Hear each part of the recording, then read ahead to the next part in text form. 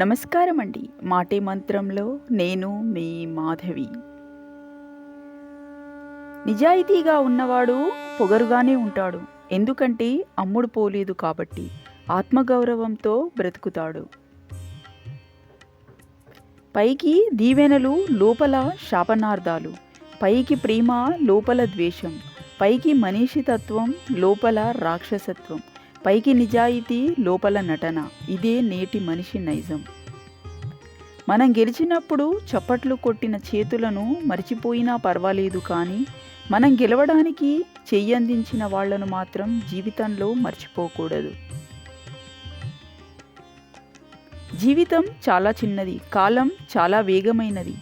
Replay చేసుకోవడానికి, rewind చేసుకోవడానికి అవకాశమే లేదు. ప్రతి క్షణాన్ని ఆస్వాదిస్తూ జీవించండి. నిన్ను బాధపెట్టే గతం ఏదైనా ఉంటే దాన్ని తలుచుకుంటూ ప్రస్తుత కాలాన్ని విషాదంగా మార్చుకోకు. వీలైతే నిన్ను సంతోషపెట్టే తీపి జ్ఞాపకాలను గుర్తు చేసుకో, లేకుంటే వాటిని సృష్టించుకో. అవే రేపటి నీ ఆనందానికి తోడవుతాయని మాత్రం గుర్తుంచుకో. నిజాయితీ ఉన్న చోట మొండితనం ఉంటుంది. విధేయత ఉన్న చోట మంచి ప్రవర్తన ఉంటుంది. ప్రేమ ఎక్కువ ఉన్న చోట కోపం కూడా ఎక్కువై ఉంటుంది. ఈ ప్రపంచంలో నీలా ఉండేది, ఉండబోయేది, ఉండాల్సింది కేవలం నీవు మాత్రమే. అందుకే ఎవరిని అనుకరించవలసిన అవసరం లేదు. మన తప్పు లేకుండా మనకు గుణపాఠం నేర్పిన వాళ్లకు మాత్రం ఖచ్చితంగా ఒక పాఠం నేర్పించాల్సిందే. అది అంతకు మించి ఉండాలి, తగ్గేదే లేదు. పనికిమాలిన బంధాలను, బంధుత్వాలను ఎప్పుడు వదిలేస్తారో అప్పుడే మనశ్శాంతి పొందుతారు. ఇది అర్థం చేసుకున్న వారే జీవితాంతం ప్రశాంతంగా ఉండగలరు. ధనం చూసి వచ్చే బంధువులు, కీర్తి చూసి వచ్చే స్నేహితులు, అందం చూసి వచ్చే భాగస్వామి ఏదో ఒక రోజు నిన్ను ఒంటరిని చేస్తారు. డబ్బు నుంచి వచ్చే ప్రేమ దీపం లాంటిది. అది నూనె ఉన్నంత వరకే వెలుగుతుంది. మనసులోంచి వచ్చే ప్రేమ సూర్యుడు లాంటిది. అది సృష్టిలో ఉన్నంత వరకు వెలుగుతూనే ఉంటుంది.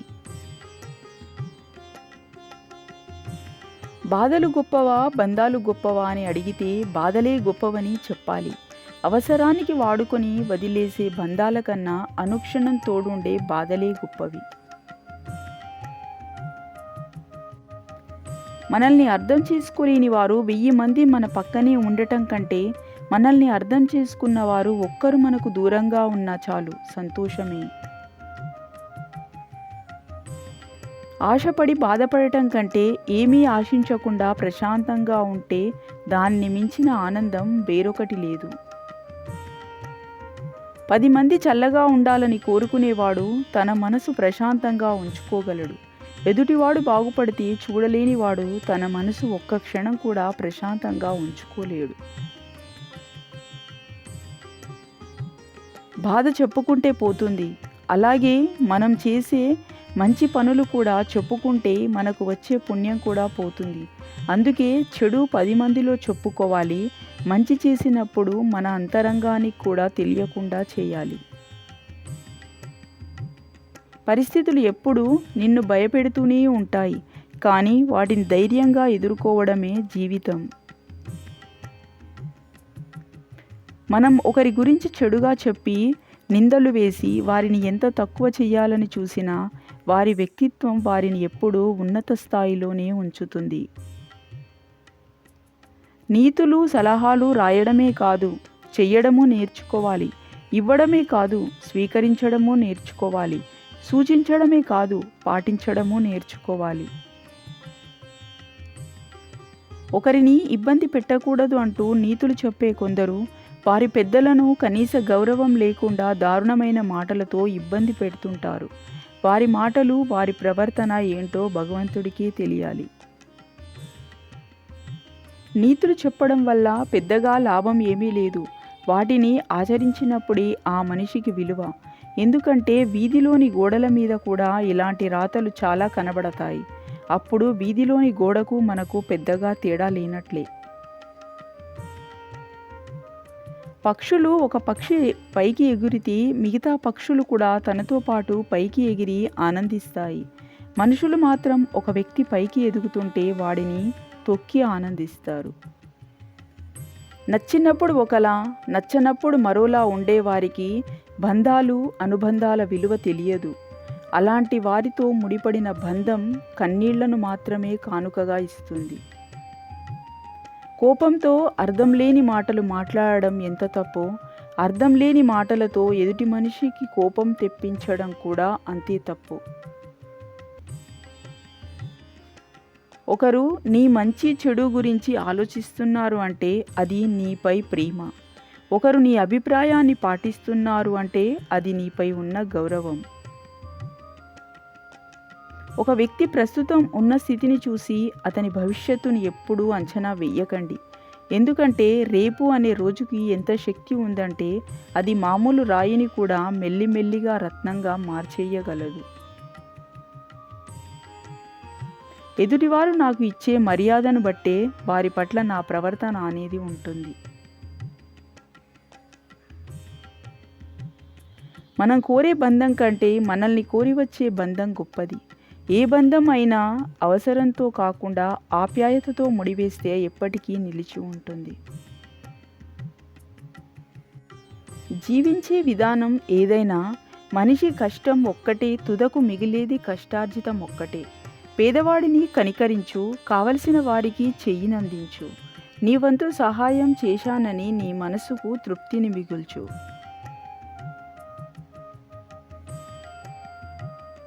దేవుడు మనకు వరాలను ఇవ్వడు, అలాగని శాపాలను కూడా ఇవ్వడు.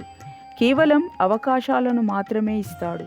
వాటిని మనం ఎలా మార్చుకుంటాము అనేది కేవలం మన చేతుల్లో మాత్రమే ఉంటుంది.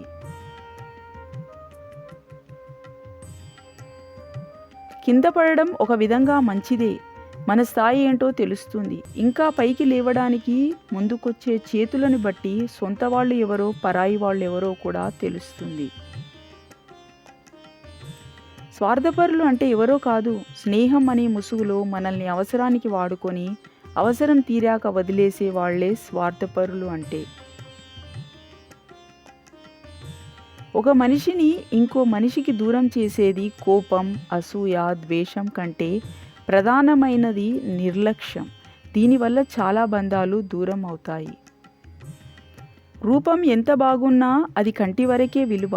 ఆ రూపం వెనక మనస్సు, ఆ మనసు నుండి వచ్చే మాట కల్మషం లేనప్పుడు మనిషికి రూపానికి మించిన విలువ. నిర్లక్ష్యం అనే పదం చాలా చిన్నది, కానీ దానివల్ల కలిగే గాయం చాలా పెద్దది. అందుకే దేనిని, ఎవ్వరిని ఎప్పుడూ నిర్లక్ష్యం చెయ్యకండి. సొంతం కాని వాటిపై అత్యాశ, సొంతమైన వాటిపై నిర్లక్ష్యం రెండూ ప్రమాదమే. జీవితం అసంతృప్తిగా సాగడానికి ఇవే ప్రధాన కారణం. నీకు ఎవరైనా పదే పదే మంచి మాటలు చెబుతున్నారు అంటే తప్పకుండా నువ్వు తప్పటడుగులు వేస్తున్నావని అర్థం చేసుకో. నిద్రలో వచ్చే కళ నిజమైనది కాదు. నిజమైన కళ దాన్ని సాకారం చేసే వరకు మిమ్మల్ని నిద్రపోనివ్వదు. ఎల్లప్పుడూ మీకు లభించిన వాటి పట్ల కృతజ్ఞులై ఉండండి. సంతృప్తికరమైన జీవితాన్ని అనుభవించండి. ఆస్తులు, అంతస్తులు కూడబెట్టడం గొప్ప కాదు, మనుషుల మనస్సులను గెలుచుకోవడం గొప్ప. కొన్ని బంధాలు వైట్ పెన్సిల్ లాంటివి, ఉండక తప్పదని బాధ్యత కోసం మాత్రమే ఉంటాయి.